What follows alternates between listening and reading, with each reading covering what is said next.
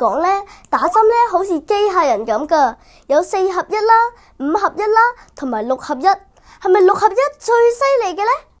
就唔係咁樣計嘅。嗱，咩叫做4合1呢？就係8盒破傷風、8日咳、小兒麻痹，咁4樣嘅疫苗擺埋一支針度呢，就叫做4合1啦。咁5合1呢，只不過係加埋個乙型流感嗜血桿菌，呢個唔係流行性感冒嚟㗎噃，係腦膜炎球菌嘅一種嚟嘅。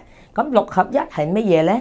就係將個乙型肝炎加埋上去頭先個5合1嗰度呢，就叫做6合1啦。咁就唔係話打咗邊一隻針呢就特別好㗎噃，只不過呢係減少咗小朋友要接種太多針嘅緣故嘅啫。哇，有咁多疫苗，係咪應該全部打晒最穩陣呢？嗱，因為咧人口稠密啦、環境啦，所以有好多原因咧，令到我哋好容易有交互嘅傳染嘅，所以有疫苗咧應該係打晒咧，對小朋友嘅保護咧係多啲嘅。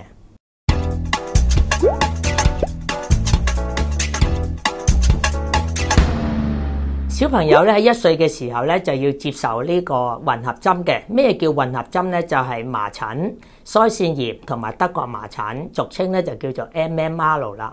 咁呢個混合針咧，因為係活苗製造嘅。咩叫活苗製造咧？就係話將嗰個病毒嗰個細胞抽咗出嚟，減低佢嘅毒性，然後接種落小朋友嘅皮下，咁令到佢咧產生抗體嘅。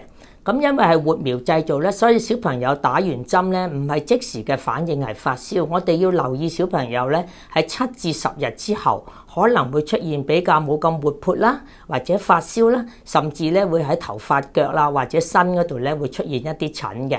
咁我哋如果分開嚟打混合針同埋水痘嘅咧，咁一定要相隔係1個月先至可以接種個水痘嘅。同埋咧，小朋友係要食個蛋白冇敏感先至可以接種呢個麻疹嘅混合疫苗嘅。打針使乜驚啊？